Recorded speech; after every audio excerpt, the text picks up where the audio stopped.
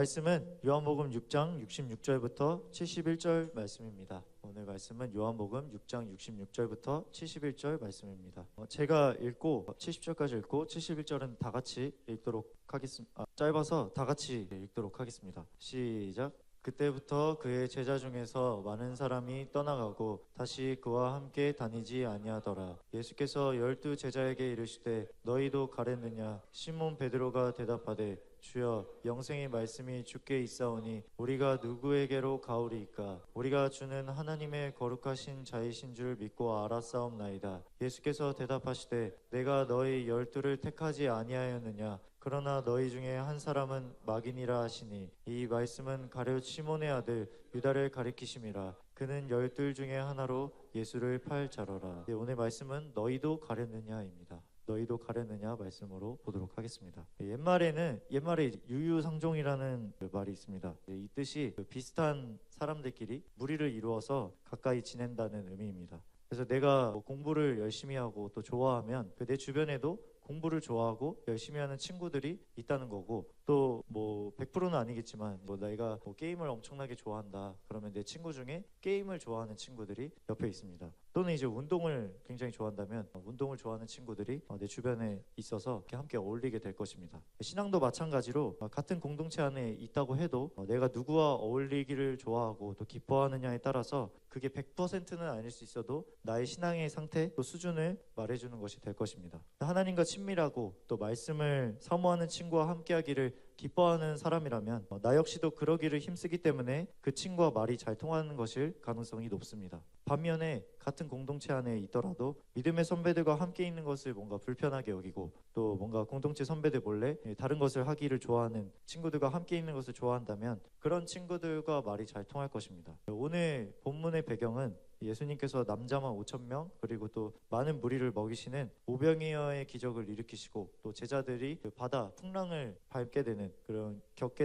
그런 일이 있었던 이후에 일어난 내용입니다. 그리고 이 기적 이후에 어떤 한 사건을 통해서 이 무리가 둘로 나뉘게 되는데 그 특성이 비슷한 사람들끼리 나뉘는 것을 볼 수 있습니다. 예수님께서 엄청난 기적을 일으키시는 것을 봤다면 예수님을 어떻게 해서든지 따라다니는 것이 상식적인 것 같지만 놀라운 것은 꼭 그런 사람들만 있었던 것은 아니라는 것입니다. 그래서 어떤 사람들은 예수님을 떠나가고 어떤 사람들은 예수님 곁에 머무릅니다. 이제 이 내용이 너무나도 잘 아는 본문일 수도 있겠지만 오늘 말씀이 기존에 알던 이런 지식이나 이론이 아니라 나에게 하시는 한마디 말씀으로 들리시게 될 줄 믿습니다. 첫 번째로 떠나는 사람들에 대해서 보도록 하겠습니다. 요한복음 6장 66절 말씀입니다. 그때부터 그의 제자 중에서 많은 사람이 떠나가고 다시 그와 함께 다니지 아니하더라. 먼저 그때 그의 제자 중에서 많은 사람이 떠나가고 다시 예수님과 함께 다니지 않았다고 말씀합니다. 제자 중에 많은 사람이 떠난 이유를 알기 위해서는 그때에 대한 배경을 좀 봐야 됩니다. 그래서 요한복음 6장을 전체를 보면 예수님께서 무리들에게 말씀을 가르치시고 또 오병이어 기적을 일으키신 후에 제자들을 먼저 바다를 건너게 하셔서 풍랑으로 시험하시는 장면이 나옵니다. 그리고 이튿날에 건너편에 있던 무리가 예수님께서 제자들과 함께 건너가셨기 때문에 보이지 않자 배를 타고 가버나움으로 따라오게 됩니다. 요한복음 6장 22절부터 25절 말씀을 야곱 형제님이 한번 읽어주세요. 무리가 제자들이 가는 것을 보고 예수님께서 떡 주시는 곳으로 다시 왔습니다. 그런데 예수님께서는 이미 제자들을 만나러 바다를 밟고 건너가셨고 이제 베드로가 무리를 걷는 그런 기적을 경험하고 있었습니다. 이제 무리들은 제자들만 건너가고 예수님이 계실 것이라고 생각해서 다시 그 자리로 왔는데 예수님도 그 자리에 계시지 않았던 것입니다. 그래서 24절에 예수님도 안 계시고 제자들도 없는 것을 보고 예수님을 찾기 위해서 배를 타고 이 건너편 가버나움으로 건너가게 됩니다. 그래서 예수님을 이제 만나게 되니까 라삐여 언제 여기 오셨나이까 물어보게 됩니다. 이제 이 정도 열심을 갖고 예수님을 쫓아가는 또 찾아가는 무리들을 보면 저희가 볼 때 굉장히 신앙을 열심히 하는구나, 되게 엄청나게 훌륭하다 이렇게 생각할 수도 있는데 예수님께서는 이 무리들의 겉모습을 보시지 않고 이들의 중심을 보시는 분이십니다. 그래서 무리들이 예수님을 왜 쫓아왔는지 정확하게 그 중심을 꿰뚫어 보고 계셨습니다. 첫 번째로 떡을 구하는 사람입니다. 요한복음 6장 26절에서 27절 말씀입니다. 예수께서 대답하여 이르시되 내가 진실로 진실로 너희에게 이르노니 너희가 나를 찾는 것은 표적을 본 까닭이 아니요 떡을 먹고 배부른 까닭이로다. 썩을 양식을 위하여 일하지 말고 영생하도록 있는 양식을 위하여 하라. 이 양식은 인자가 너희에게 주리니 인자는 아버지 하나님께서 인치신 자니라. 예수님은 무리들이 예수님을 찾는 이유에 대해서 표적을 받기 때문이 아니라 떡을 먹고 배부른 까닭이라고 말씀하십니다. 바로 전날에 예수님이 떡 5개와 물고기 2마리로 이 장정들만 5천 명에다가 여자와 아이들까지 그 수많은 사람들을 먹이는 오병이어의 기적을 행하시는 것을 보고 예수님이 하나님의 아들이시라는 표적을 본 게 아니라, 이것을 깨닫는 게 아니라 예수님이 또 떡을 주실 것이라고 기대하고 따라왔다고 말씀하시는 것입니다. 이런 무리들의 모습을 보면 정말 어리석어 보이지만, 이제 뭐 또 저희가 지금은 글로 성경으로 보고 상상하는 것이기 때문에 얼마나 대단한 일인지 와닿지 않지만, 이 사람들은 이 오병이어의 기적을 현장에서 경험했던 사람입니다. 그래서 실제로 이 얼마 되지 않는 떡과 물고기로 이 수많은 사람들이 먹는 것을 보고 또 12강주리가 남는 것까지 봤습니다. 예수님이 그런 엄청난 기적을 일으키셨는데, 더 놀라운 차원과 또 예수님이 하나님의 아들이시라는 이런 표적을 보는 것이 아니라 오늘 하루 또 먹을 양식, 그리고 이 떡을 주시기만을 원하는 그런 모습인 것입니다. 그런데 사실 이런 무리의 모습이 저희의 모습과도 같습니다. 저희도 예수님을 잘 믿으면 열심히 따라다닌다고 해서 이제 좋은 것들이 따라와야 된다고 생각하기 마련입니다. 저희도 예수님을 잘 믿으니까 또 내 시간과 물질과 에너지를 쏟으니까 하나님께서 나의 학업, 성적, 그리고 스펙 뭐 이런 것들을 책임져 주셔야 된다고 생각합니다. 또 뭐 친구 관계가 항상 원만해야 되고, 또 항상 하나님께서 나에게 좋은 것을 공급해 주셔야 된다고 생각합니다. 물론 하나님께서 은혜를 주실 때는 그런 것이 있기도 합니다. 그래서 이제 무리들이 그랬던 것처럼 열심히 배를 타고 바다 건너편으로 가는 것까지 하는, 그렇게 열심히 예수님을 쫓아다니기도 하는 것입니다. 요한복음 6장 27절부터 30절 말씀입니다. 썩을 양식을 위하여 일하지 말고 영생하도록 있는 양식을 위하여 하라. 이 양식은 인자가 너희에게 주리니 인자는 아버지 하나님께서 인치신 자니라. 그들이 묻되 우리가 어떻게 하여야 하나님의 일을 하오리이까? 예수께서 대답하여 이르시되 하나님께서 보내신 일을 믿는 것이 하나님의 일이니라 하시니, 그들이 묻되 그러면 우리가 보고 당신을 믿도록 행하시는 표적이 무엇이니까? 하시는 일이 무엇이니까? 떡을 찾으러 온 무리를 향해서 예수님께서 더 이상 썩을 양식을 위해서 일하지 말고, 썩을 양식을 위해서 예수님을 쫓아오지 말고 영생하도록 있는 양식을 위하여 하라고 말씀하십니다. 우리가 근데 이 말씀을 이해하지 못하고 이 하나님의 일은 그러면 어떻게 하는 것인지 묻게 됩니다. 그러자 예수님께서는 이 하나님의 일이란 하나님이 보내신 일을 믿는 것이라고 말씀합니다. 이 사람들이 정말 하나님의 일을 하고 싶은 동기가 지금 무엇인 것 같습니까? 무리들은 예수님이 행하셨던 그 표적을 보고도 예수님이 하나님이 보내신 일이라고 믿지 않았습니다. 그래서 30절에 우리가 보고 당신을 믿도록 행하시는 표적이 무엇이니까? 하시는 일이 무엇이니까? 이렇게 다시 묻습니다. 예수님께서 지금까지 표적을 보여주셨음에도 깨닫지 못하는 것입니다. 근데 답답하실 만도 한데 예수님은 인내 성품으로 끝까지 설명해 주십니다. 요한복음 6장 31절부터 35절 말씀입니다. 서원 형제님이 한번 읽어주세요. 아멘. 무리들이 생각하는 표적, 하나님의 일은 이스라엘 1세대가 광야에서 먹었던 것처럼 육신의 생명을 유지하기 위해서 실제로 먹을 떡을 주는 것 수준으로 이해하고 있습니다. 그러나 예수님께서는 모세가 하늘로부터 육신의 생명을 유지하기 위해 준 육신의 떡이 아니라 아버지께서 주시는 것이 참 떡인데 하늘에서 내려 생명을 세상에 주는 것이라고 말씀합니다. 예수님께서 말씀하시는 것을 영어로 이해하지 못하고 이제 무리들이 다시 한번 또 그 떡을 항상 달라고 하자 예수님께서는 예수님 자신이 생명의 떡이 되신다는 것을 알려주십니다. 예수님께서 말씀하시는 이 생명의 떡은 우리들이 생각하는 것과 같이 우리가 생계를 유지하기 위해 실제 먹는 이 육신의 음식이 아닌 것입니다. 예수님은 생명의 말씀이 되시는 분이십니다. 그래서 우리가 육신의 양식으로 생명을 유지하는 것처럼 생명의 말씀이 되신 예수님을 통해 우리의 영이 결코 줄이지 않고 영원히 목마르지 않게 된다는 것을 말씀하고 계시는 것입니다. 무리들은 이제 예수님이 이런 생명의 말씀을 주시는 것 때문에 하나님의 아들이시기 때문에 예수님을 찾는 것이 아니었습니다. 그래서 예수님이 떡을 주시니까 그 떡을 얻기 위해서 예수님을 열심히 쫓아갔던 것입니다. 그 배를 타고 바다를 건너서 열심히 쫓아왔는데 예수님께 떡을 구했는데 기대했던 것과 다르게 예수님이 자신들이 원하는 떡을 주시지 않고 예수님 자신이 생명의 떡이 되신다는 말씀을 하시자 이들은 예수님을 떠나게 됩니다. 이 떡은 단지 우리가 먹는 음식을 뜻하는 것뿐만 아니라 우리가 지금 원하는 어떤 학점이나 스펙, 또 학교, 취업과 같은 것이 될 수 있을 것입니다. 우리 영의 생명의 양식이 되시는 하나님의 말씀이신 예수님이 아니라 다른 것을 얻고자 하는 동기로 예수님을 쫓아가는 것이 이 모든 무리들이 찾는 떡과 같은 것입니다. 처음에는 예수님이 주시는 떡이 좋아서 따라올 수 있습니다. 그리고 신앙을 하면서 하나님께서 이러한 축복을 주시기도 하십니다. 그러나 하나님의 은혜로 내가 원하는 학교에 갈 수 있고 원하는 결과를 얻게 하실 수 있지만 예수님이 내가 원하는 대로 떡을 주시지 않는 날, 또 내가 이해될 수 없는 그러한 영생의 말씀을 주시면, 생명의 말씀을 주시면 어떤 선택을 하게 되겠습니까? 떡을 위해 예수님을 쫓아다녔던 무리들은 예수님이 눈에 보이지 않는, 우리 영혼에 영원히 줄이지 않고 목마르지 않는 참 떡이 되시는 말씀을 주시고 눈에 보이는 육신의 떡을 주시지 않을 때 예수님을 떠나는 것입니다. 요한복음 6장 36절부터 40절 말씀을 하은자매님이 한번 읽어주세요. 아멘. 예수님은 표적을 보고도, 또 예수님을 보고도 이해하지 못하고 또 믿지 않는 무리들을 향해서 그러나 너희가 나를 보고도 믿지 않는다고 말씀하십니다. 그리고 아버지께서 내게 주시는 자는 다 예수님께로 올 것이고 오는 자를 결코 내쫓지 않으심을 말씀하십니다. 아버지께서 하늘에서 보내신 참 떡이 되시는 예수님께서 하늘에서 내려오신 이유는 이런 육신의 굶주림을 채워주기 위해서가 아니라 하나님의 뜻을 행하기 위함인데, 그 하나님의 뜻은 내게 주신 자, 예수님께 주신 자를 하나도 잃어버리지 않고 마지막 날에 다시 살리는 것이라고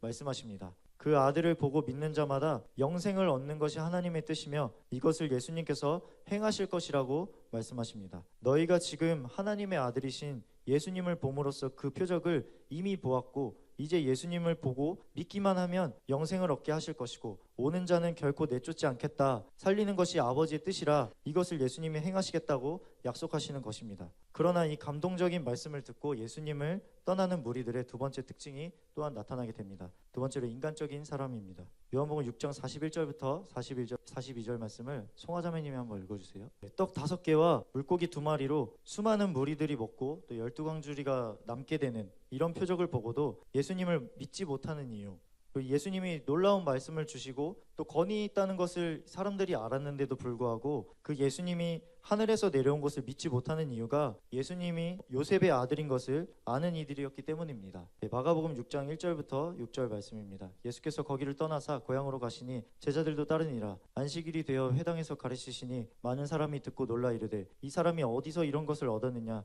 이 사람이 받은 지혜와 그 손으로 이루어지는 권능이 어찌 됨이냐, 이 사람이 마리아의 아들 목수가 아니냐, 야고보와 요셉과 유다와 시몬의 형제가 아니냐, 그 너희들이 우리와 함께 여기 있지 아니하냐 하고 예수를 배척한지라. 예수께서 그들에게 이르시되 선지자가 자기 고향과 자기 친척과 자기 집 외에서는 존경을 받지 못함이 없느니라 하시며 거기서는 아무 권능도 행하실 수 없어 다만 소수의 병자에게 안수하여 고치실 뿐이었고 그들이 믿지 않음을 이상히 여기셨더라. 예수님의 고향 사람들도 예수님이 가르치시는 권위 있는 말씀도 듣고 또 예수님의 손으로 이루어지는 권능과 기적을 봤습니다. 그런데 이들이 넘어가지 못하는 것이 하나 있었는데 이 사람이 마리아의 아들 목수가 아니냐, 야고보와 요셉과 유다와 시몬의 형제가 아니냐, 그 너희들이 우리와 함께 있지 아니하냐 하는 것이었습니다. 이것 때문에 예수님을 배척했습니다. 예수님의 말씀에 문제가 있기 때문에 또 예수님이 권능을 행하실 줄 모르기 때문에 배척한 것이 아닙니다. 오히려 예수님을 인간적으로 잘 알기 때문에 배척한 것입니다. 그 결과로 예수님은 더 이상 고향에서 아무 권능도 행하시지 못하고 소수의 병자들만을 고치실 수 있으셨습니다.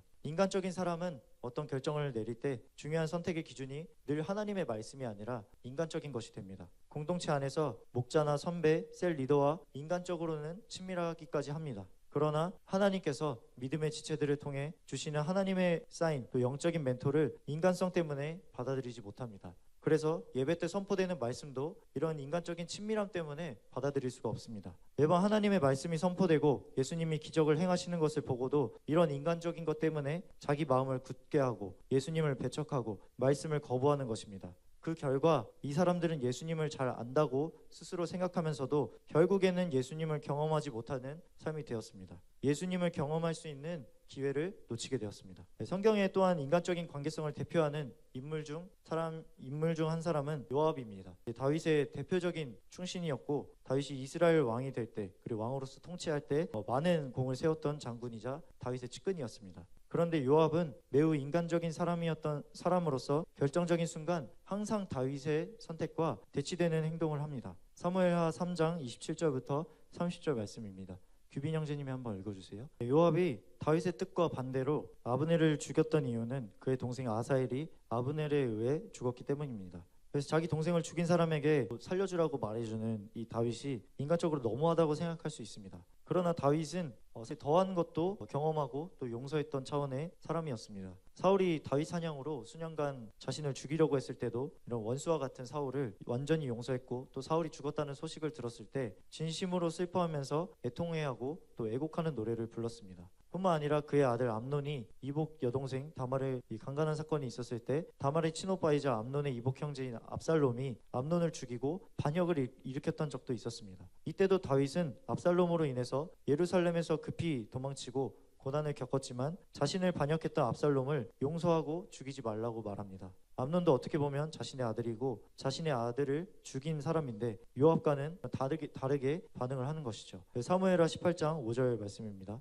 왕이 요압과 아비새와 이때에게 명령하여 이르되 나를 위하여 젊은 압살롬을 너그러이 대우하라 하니 왕이 압살롬을 위하여 모든 군 지휘관에게 명령할 때에 백성들이 다 들으니라. 그러나 이때 이런 다윗의 명령과 반대로 행했던 사람이 바로 요압입니다. 사무엘하 18장 14절에서 15절 말씀입니다. 요압이 이르되 나는 너와 같이 지체할 수 없다 하고 손에 작은 창 셋을 가지고 가서 상수리나무 가운데서 아직 살아있는 압살롬의 심장을 찌르니 요압의 무기를 든 청년 10명이 압살롬을 에워싸고 쳐 죽이니라. 그 요압의 이 부하들이 이 압살롬이 나뭇가지에 걸려있는 것을 보고 요압에게 와서 압살롬이 지금 이런 상황입니다. 이렇게 차마 자신들이 죽일 수 없어서 요압을 찾아가서 묻습니다. 어떻게 할지. 그러자 요압이 나는 너희와 같이 지체할 수 없다 하고 가서 압살롬의 심장을 찌릅니다. 인간적인 것을 늘 앞서는 사람은 이 요압은 다윗과 결정적인 때에 항상 대치되는 편에 서게 되었습니다. 그래서 다윗의 끝까지 남아있는 것 같지만 결국에는 다윗의 아들들인 솔로몬과 아도니아의 왕이 쟁탈전 가운데서 비참한 최후를 맞게 됩니다. 다시 돌아와서 무리들이 예수님을 배척하고 떠난 이유, 예수님의 말씀에 틀린 게 있거나 이상해서 또 예수님이 표적을 행하지 않으셨기 때문이 아닙니다. 요셉의 아들이 아니냐, 내가 너무나 인간적으로 잘 아는 것 때문이었습니다. 요압처럼 또 오늘 본문에서의 무리들과 같이 인간적인 것 때문에 영적인 생명이 되시는 그런 예수님을 놓치는 어리석은 선택이 아니라 인간적인 차원을 돌파하는 저와 JCM이 될 것을 믿고 선포합니다. 세 번째로 영생의 말씀이 걸림이 되는 사람입니다. 예수님을 떠나는 사람의 마지막 특징은 영생의 말씀이 걸림이 되는 사람입니다. 요한복음 6장 52절 말씀입니다. 그러므로 유대인들이 서로 다투어 이르되 이 사람이 어찌 능히 자기 살을 우리에게 주어 먹게 하겠느냐. 예수님이 나는 하늘에서 내려온 살아있는 떡이니 내가 줄 곧 세상의 생명을 위한 내 살을 먹으면 영생하겠다는 영의 말씀을 주시자 말씀을 영으로 깨닫지 못하고 혼란스러워하는 것입니다. 저희도 여러 설교 말씀을 통해서 예수님께서 영적인 말씀을 하시는 것이라는 걸 알고 보는 것이지만 이런 당시 무리들과 같이 예수님이 하시는 말씀을 그냥 문자 그대로만 들었다면 엄청나게 난해하게 받아들일 수밖에 없는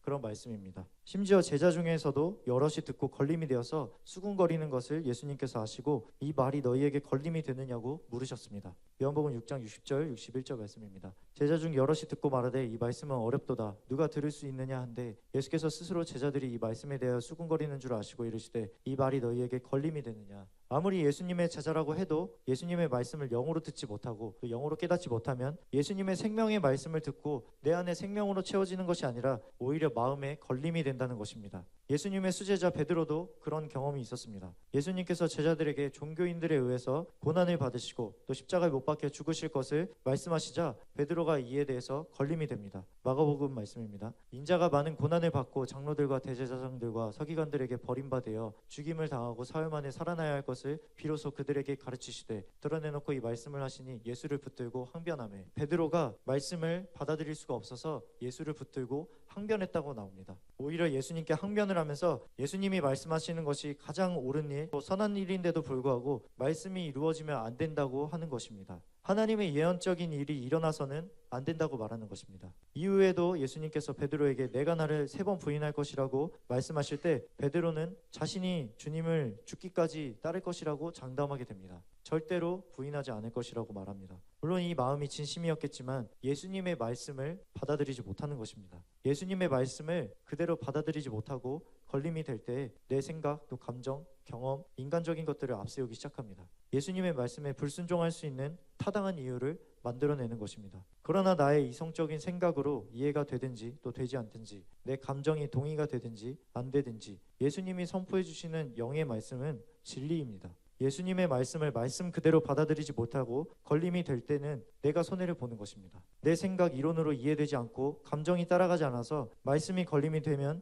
우리는 보통 어떤 선택을 합니까? 말씀을 거부하는 선택을 합니다. 육신적인 사람, 또 인간적인 사람, 혼이 강한 사람은 영적인 말씀이 선포될 때 말씀을 영어로 깨닫지 못합니다. 그리고 깨달을 수 없습니다. 그래서 늘 말씀을 들을 때 내 이성적인 생각의 차원에서 이해하려고 하고 또 내 감정과 육신이 따라가는 만큼만 하려고 합니다. 그러나 결국에는 영의 말씀을 온전히 깨닫지 못합니다. 그리고 이렇게 말씀을 영으로 깨닫지 못한 무리들과 제자 중 많은 사람이 예수님을 떠나는 것을 볼 수 있습니다. 요한복음 6장 66절 말씀입니다. 그때부터 그의 제자 중에서 많은 사람이 떠나가고 다시 그와 함께 다니지 아니하더라. 다시 예수님과 함께 다니지 않았다고 말씀합니다. 예수님이 어떤 살인을 하거나 나쁜 짓을 했거나 그랬기 때문에 예수님과 다시 같이 다니지 않는 그런 것이 아닙니다. 오히려 엄청난 기적을 일으키시고 또 생명의 말씀을 주셨는데 이게 걸림이 되니까 영적인 말씀이 소화되지 않으니까 예수님을 떠나고 다시 그와 함께 다니지 않는 것입니다. 서론에서도 나눈 것처럼 내 주위를 보면 나와 비슷한 사람들을 가까이 하게 되는,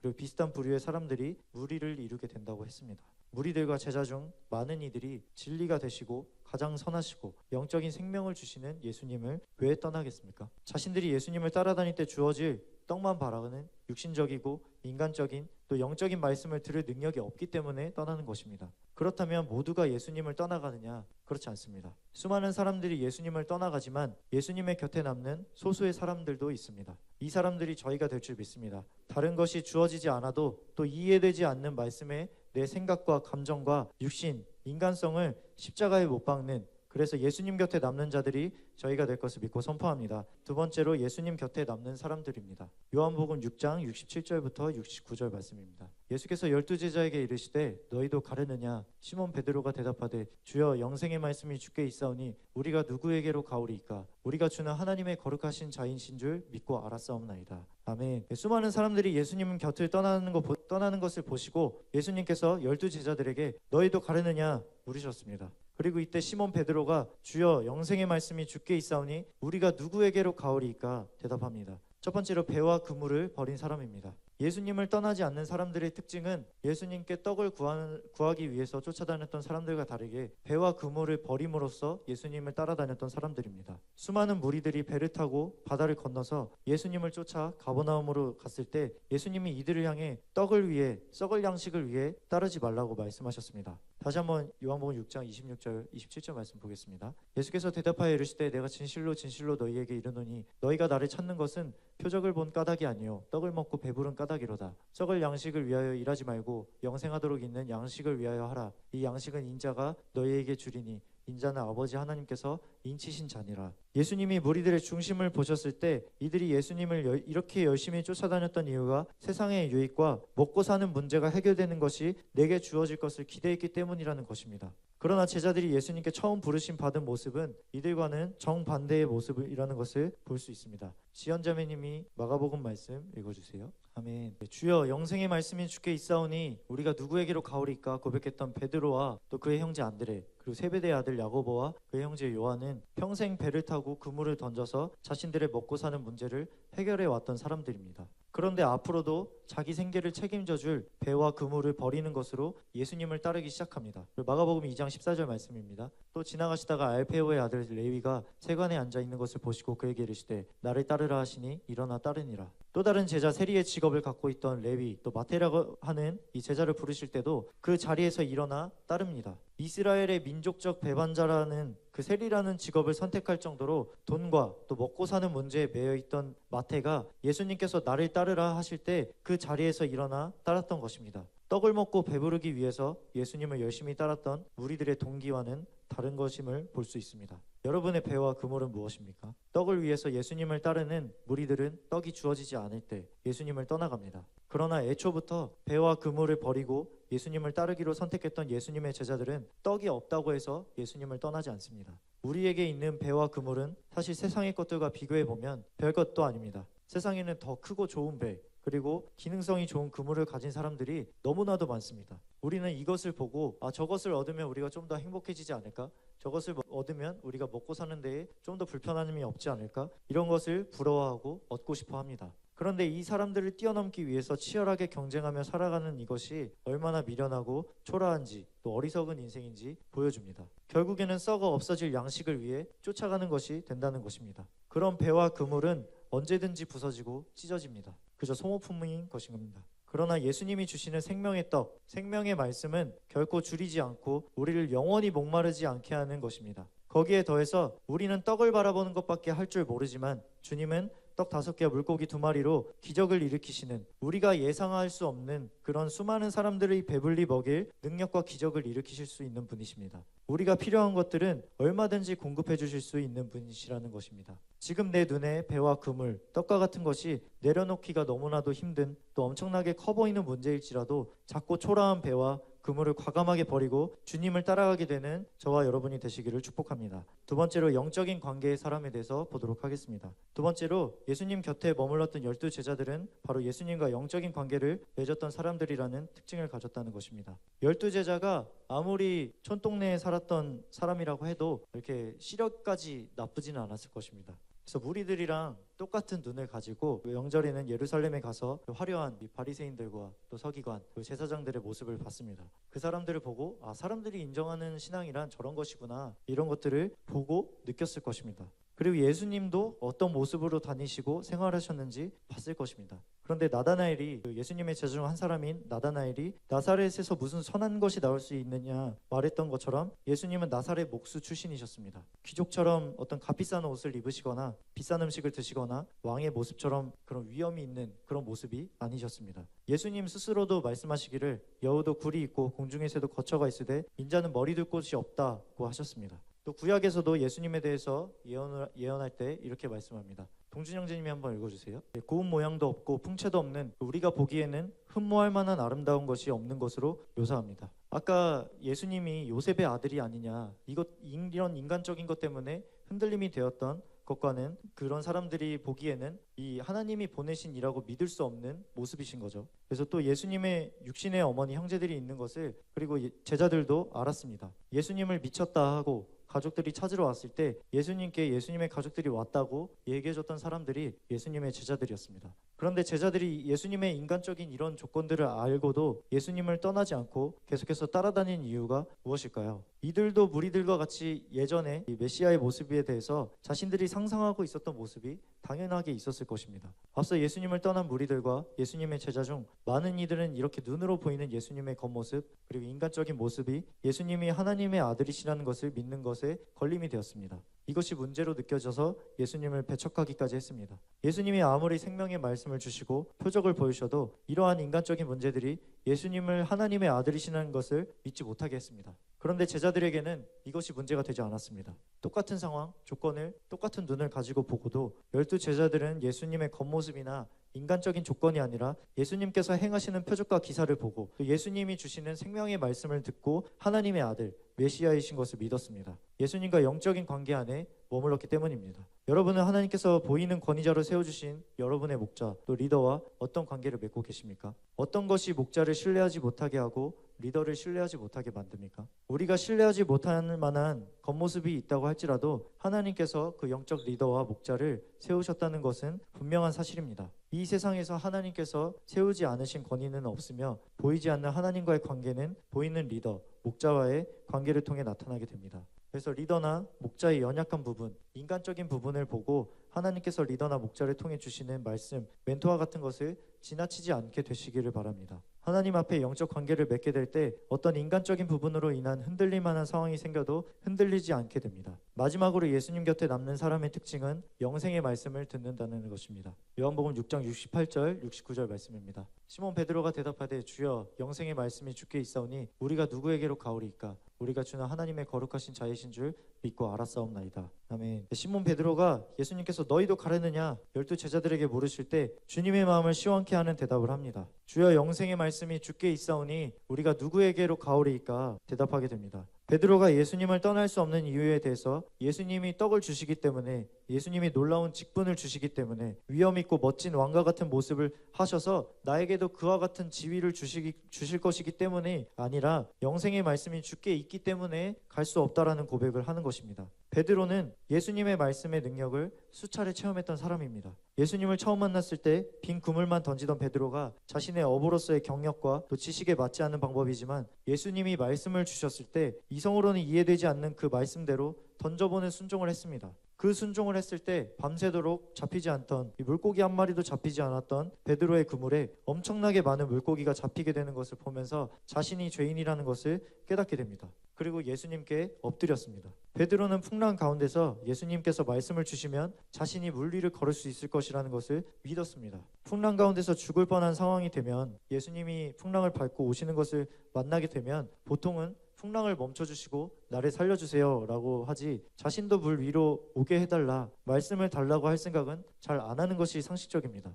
그런데 베드로는 예수님의 말씀이 이성적으로 상식적으로 맞지 않지만 오라고 해주신다면 예수님처럼 물 위를 걸을 수 있을 것이라는 것을 믿었습니다. 예수님의 말씀의 능력을 믿었기 때문입니다. 그래서 예수님께 말씀을 요청했고 예수님이 말씀으로 오라 하실 때 그 말씀을 믿고 물 위로 발을 내디뎠습니다. 그리고 그 말씀대로 물 위를 걷는 체험을 했습니다. 베드로는 이러한 예수님의 생명의 말씀의 능력을 경험했던 사람입니다. 그래서 그 말씀이 예수님께 있는데 자신이 어디로 가겠느냐 이렇게 고백하는 것입니다. 베드로와 예수님의 제자들은 예수님의 말씀이 선포될 때 그 말씀이 이해되지 않거나 어렵다고 해서 나에게 걸림이 된다고 해서 예수님을 떠나지 않습니다. 예수님께 겸손하게 나아가 그 말씀이 어떤 말씀인지 자신이 이해하지 못했음을 구합니다. 그럴 때 예수님께서 다시 한번 제자들에게 비유와 또 여러 가지 설명을 통해 말씀을 주십니다. 마지막으로 저의 간증을 하고 마치도록 하겠습니다. 저는 최근에 이런 우리들과 같은 마음이 좀 되게 많이 있었습니다. 최근에 마음 가운데 좀 세상을 향한 욕심이 강하게 올라오고 있어서 그것과 좀 많이 싸우고 있었습니다.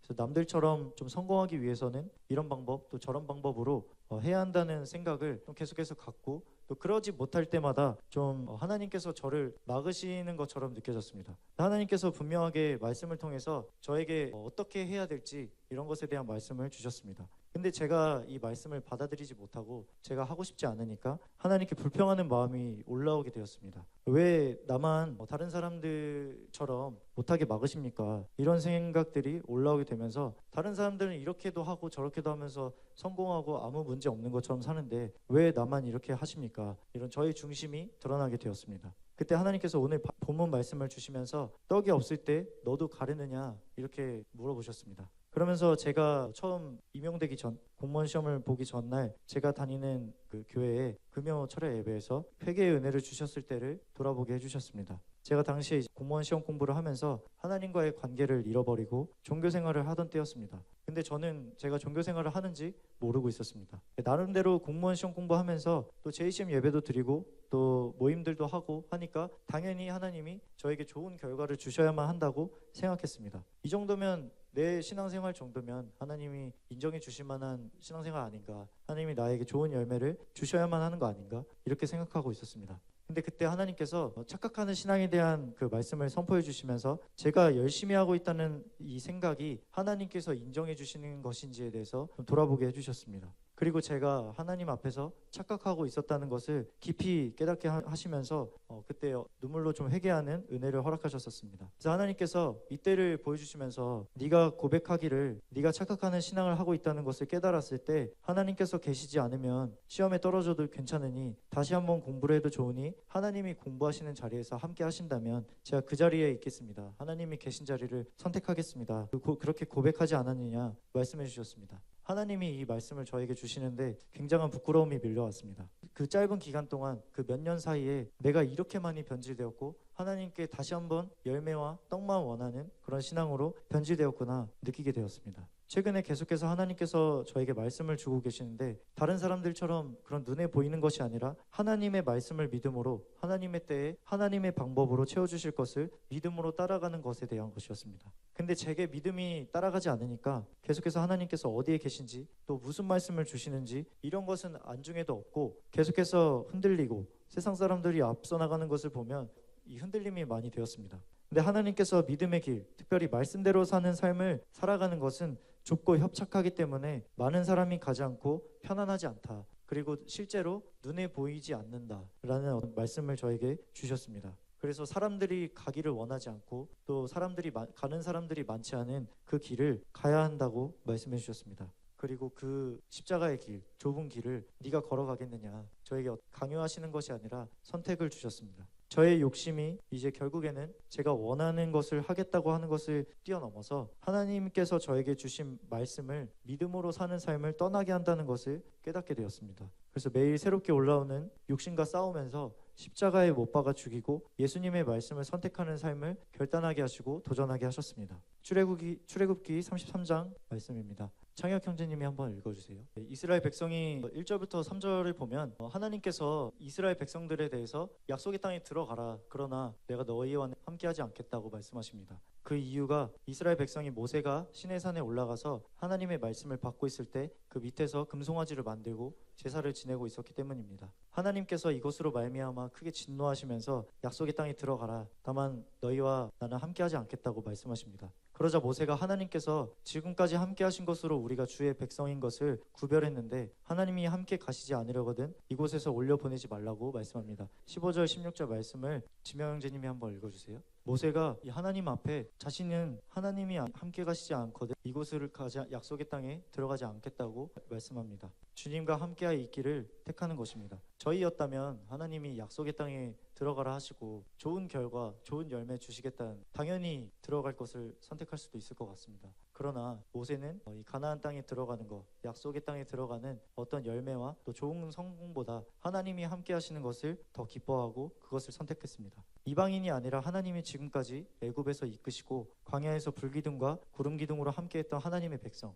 그리고 이스라엘 백성이 하나님으로부터 돌아선 상황에 하나님과 함께할 것을 선택한 이런 모세 한 사람으로 인해 하나님의 마음에 정말 큰 위로가 되었을 것입니다. 오늘 본문에서도 예수님이 영생의 말씀을 주실 때 수많은 사람들이 떠나갑니다. 그리고 우리만 떠나가는 것이 아니라 제자 중에서도 많은 사람들이 떠나갔다고 말씀합니다. 우리의 캠퍼스를 생각해보면 하나님을 믿는다고 하지만 또 예수님을 믿는다고 하지만 나의 성공과 나의 유익만을 위해서 따라가는 사람들이 너무나 많습니다. 그리고 사실은 저희도 그렇습니다. 그러나 떡이 아니라도 예수님을 따르기로 결단했던 제자 중 많은 사람이 영생의 말씀 때문에 떠나가는 상황에서 베드로가 주께 영생의 말씀이 있사오니 우리가 누구에게로 가오리이까 고백했던 것처럼 우리도 이러한 주님이 정말 기뻐하실 만한, 주님이 위로받으실 만한 고백을 하는 자들이 되기를 원합니다. 예수님의 제자들은 연약했지만 영생의 말씀이 예수님께 있기에 또 예수님이 살아계신 하나님의 아들이신 것을 믿고 따를 것을 결단했기 때문에 다른 사람들은 다 예수님을 떠나가도 예수님 곁에 남는 그러한 좁고 협착한 길,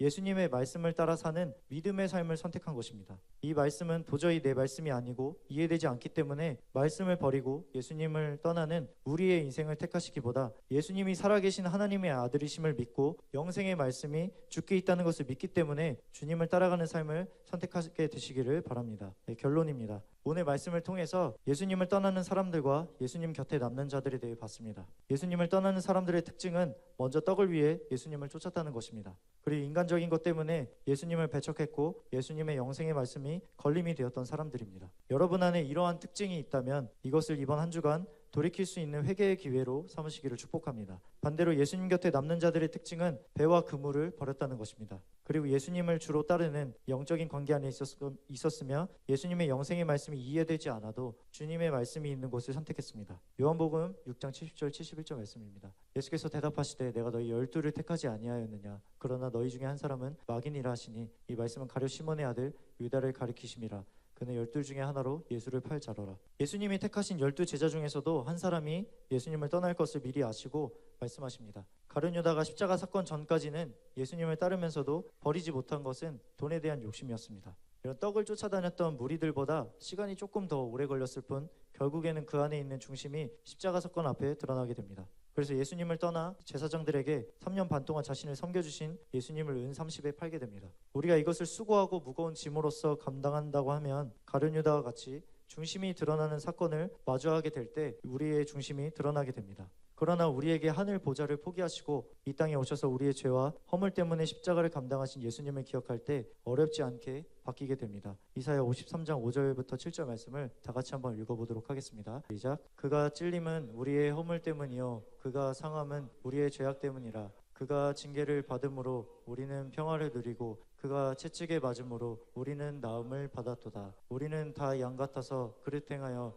각기 제 길로 갔거늘 여호와께서는 우리 모두의 죄악을 그에게 담당시키셨도다. 그가 곤욕을 당하며 괴로울 때도 그의 입을 열지 아니하였으며 마치 도수장으로 끌려가는 어린 양과 털 깎는 자 앞에서 잠잠한 양같이 그의 입을 열지 아니하였도다. 아멘. 예수님은 우리로 인하여 십자가를 감당하시되 중간에 포기하시거나 또 불평하시는 것이 아니라 끝까지 이것을 감당해 주셨습니다. 곤욕을 당하며 또 괴로울 때도 잠잠하게 십자가를 감당해 주셨습니다. 사순절 기간 예수님의 십자가 고난에 동참하고 계시다면 이렇게 떡이 주어지지 않고 또 인간적인 작은 차원 때문에 또 말씀이 이해되지 않고 십자가 지기 싫기 때문에 예수님을 떠나는 선택이 아니라 오히려 예수님께 남는 편을 택하시게 되기를 축복합니다. 예수님의 십자가가 나의 죄를 용서해 주신 은혜, 또 아름다운 것만 있는 게 아니라 나의 죄를 용서해 주시기 위해 이토록 고난과 질고를 겪으시되 끝까지 잠잠하게 감당하신 갑지불하신 예수님의 사랑을 깊이 만나시는 그런 계기가 되는 저와 제이심이 될 것을